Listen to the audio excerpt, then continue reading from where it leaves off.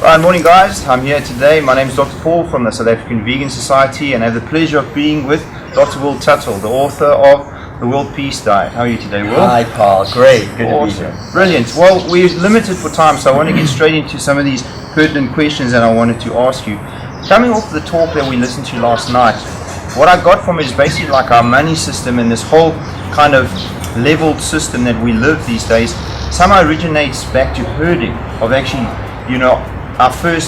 the first time we actually took upon ownership of animals. Can you go into that a little bit more and explain that? Yes, Paul. The thing that I think we don't realize is that we live today in a culture that's organized at its living core around owning animals as property for food. We call that herding them. And a herding culture is essentially a culture based on authoritarian relationships of domination and exploitation of other living beings. They tend to be patriarchal, and the herding culture that we live in emerged from the Eastern Mediterranean about 10,000 years ago. It began, and it was characterized by the emergence of a wealthy elite class that emerged to dominate all of society. And we see it still today, that there is a wealthy elite class that essentially controls and dominates the economic and governmental systems on our planet, to the detriment in many ways not only of animals and ecosystems but the mass of humanity as well. And this herding culture also merged into and gave rise to capitalism, in the sense that capita is the ancient Latin word that means head, as in head of sheep and goats and cows. And so the first proto-capitalists were these herders that began to accumulate vast herds of cows and sheep and goats. And they also invented two institutions that we still have with us that are very profitable. One is war, and the other is slavery. The first word for war is the ancient Sanskrit word gavya, which means the desire for more cows. So they would go and fight other rival herders. And so this warrior society based on a wealthy elite, based on capitalism, based on slavery, because whoever lost the war became the property of the victors, that whole system unfortunately is still with us today. But the good news is it's obsolete, and we can all thrive on a plant-based diet in a way that is impossible if you're going to continue herding animals. Now, in your opinion, with regards to veganism and vegans themselves, do you prefer activism or pacifism? I mean, I'm talking like when people are in the angry vegan stage, like activists who would rather go out there and be quite aggressive and say to people, look what's happening with the world. Or would it be better just to be vegan and not talk about it? Like, what would you say is doing more? Like, is there some benefit to being an angry vegan and actually using that energy rather than just going closet? Right. No, I think both of the, but the angry vegan and the closet vegan are both, that's kind of, I call that stage 2. Yes. 2A and B. And it's understandable, after we're beginning vegans and we get through that stage, and we either want to bring this message to other people, and very often quite aggressively by criticizing them or telling them, come on, don't you know you're ruining everything, or we just want to we feel overwhelmed. We try to talk to people, they don't listen to us, so we go into the closet. Yes. So I talk about a third stage, which actually I think goes beyond those two, of deep veganism, where we understand at a deeper level the bigger picture of our society, that we're in a herding culture. So as vegans, we've done the most powerful, positive thing anyone can do in terms of helping to heal our world, because we're no longer contributing to the stabbing and killing of animals and the pollution of air and water and soil and the devastation to ecosystems and to our health and to our society, and causing food shortages and war and all that stuff. So going vegan is the best thing we can do, but I think we have to be advocates. Yes. We have to be proactive advocates and share these ideas, but in an inclusive way, with love and kindness and caring and creativity, create delicious vegan food and help educate people like you're doing, and we see people doing here in South Africa with vegan restaurants and films and meetup groups and groups that share this idea and share the health benefits as well. Now, one thing that makes it quite tough, family and friends. Why does it seem like those are the hardest, eggs to crack? Why is it so difficult? Right. Is it because perhaps like your parents always still see you as a small child, and they don't actually take you as an authority of any kind? In not consciously, but just at an unconscious level, they're doing that, and they're not really seeding the information. What would you say? That's part of it.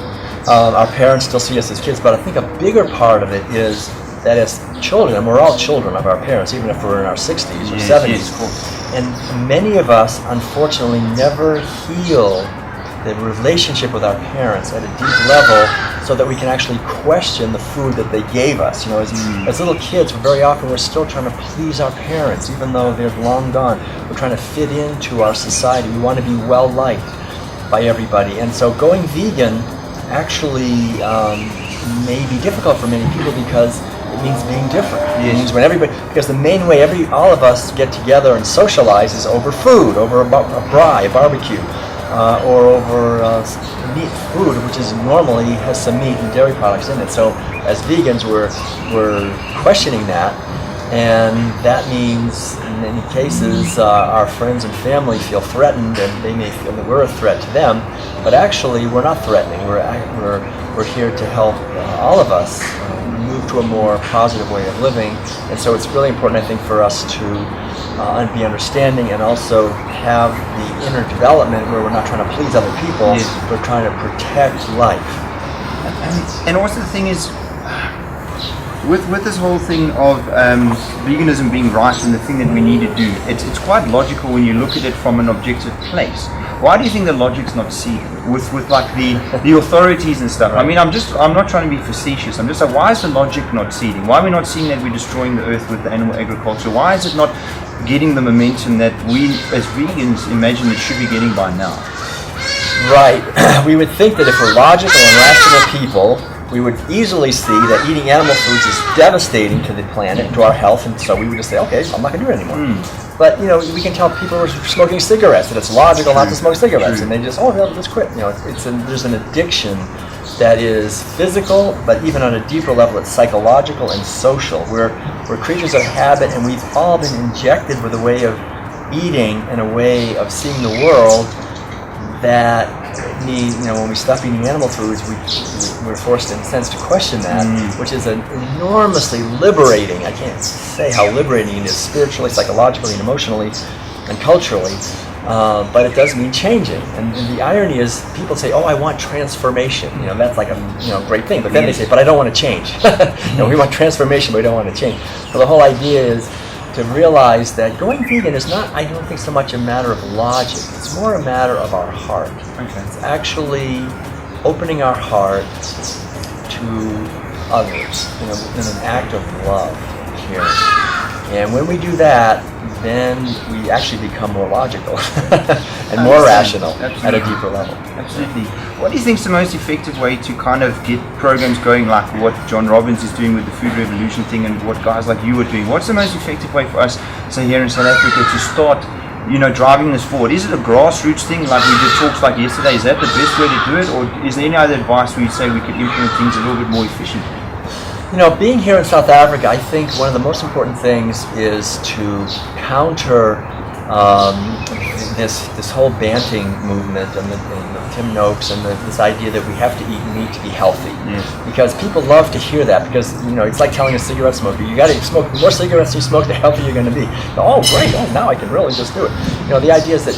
But the thing about cigarette smoking is, it's not direct violence against animals and wildlife and ecosystems the way eating animal foods is. So I think it's all about education. It's about finding ways of education. So I think radio, print, videos, social media, meetup groups, anything we can do to help just share the message at individual level, at a grassroots level, and I think from that it trickles up in a non-aggressive kind of way. Non-aggressive, friendly, loving, caring, and the basic idea is this: just to tell our own story about how happy and glad we are that we've discovered that I discovered that I was eating foods that were not in my best interest because I was forced into it from the time I was a little infant. Nobody wants to be doing something that's not in their best interest just because they've been forced into it. Nobody wants to be a slave or just to be a robot just doing things they've been told to do from the time of little infants. but that's what's happening. Anyone who's eating meat and dairy products is only doing it for one reason. We're doing it because we're following orders that were injected into us. So if a vegan comes along and says, why don't you think about eating meat and dairy? And someone says, I'm not going to give up eating meat and dairy because I don't want you to tell me what to eat. Yes. As a vegan, it's utterly ironic because the only reason anyone is eating meat and dairy is because they're just eating what they've been told to eat. So it's really questioning that and freely choosing a way of eating and a way of living that's based on sustainability and freedom and kindness and compassion and radiant health. There's one last thing I wanted to just ask you to extrapolate on. There was something you mentioned that if say we were looking at the world from an objective view like an alien species, say, and we just looked at the predominant activity that humans are doing, I'd want you to go into that a little bit more just to give everybody an idea of what our predominant activity is and how does this relate to enlightenment. Do you find that people who are more on the enlightened path tend to go towards veganism because of the karmic effect, you're not putting cruelty out there? If we are all one, what you put out is literally what you get back. I just want you to talk a bit about that, starting with the predominant activity about human. Right. Yeah, that's a great question, Paul. I think if a spaceship landed here from outer space and people walked around a little bit, and then they radioed back up and reported back what's going on planet Earth, they would say, what they're doing here is they're just killing and eating a lot of animals. And most of us don't think of ourselves as that's the main thing we're doing. We think, I'm a lawyer or a doctor or I'm working in an office somewhere. We don't think, but that's what we're doing. But by far, that is the largest activity that human beings are engaged in. Mainly the thing we do is we kill and eat animals. That's the main activity. We go out and just see all the massive monocropped fields of corn. It's genetically engineered corn and soy and alfalfa. It's to feed the animals who are usually imprisoned in these stinking sheds where they never see the light of day, so we can eat their flesh and eat dairy products and eggs. It's all hidden, but it's the biggest thing we're doing. It has the biggest negative effect for health and sustainability and everything else. And so what you're saying is exactly true. The seeds that we're sowing are basically seeds of violence and abuse and confinement and slavery and imprisonment of other living beings who would like to be free, who would like to live their lives. And so when we sow those seeds and we force these beings into misery and terror and violence and fear, then we're going to reap in our own relationships inequality, injustice, disease, and terrorism and war, and what we see in our world. And so the irony of the whole thing is that we're totally capable of solving all the problems that we're having, and every single problem that we have, we are in fact inflicting on animals. We force them into obesity and we get obesity. We force them into osteoporosis and we get osteoporosis. We break down their families, we find our families breaking down. We force all kinds of drugs and pharmaceuticals on them and we find the same thing happening to us. So the whole idea is to let these animals live their lives as they did for millions of years, celebrating their lives in nature. And if we do that, we will be able to feed everyone on a fraction of the land, because most of the agriculture, most of the grains and legumes and things that we're growing, we're feeding to imprisoned animals. And so that we have a population explosion of cows and pigs and chickens and factory farm fishes, which is devastating the environment. So we can feed everyone on a fraction of the land. We can allow the rivers and oceans and environments to heal. We can allow wildlife populations to heal and come back, and we can live on an abundant planet. There's nothing stopping us, Paul, really, except our addiction and the inability that we have to question the official protein stories, the official calcium stories, these other official, human superiority stories, and so forth. And when we do that, we sow the seeds of a benevolent evolution.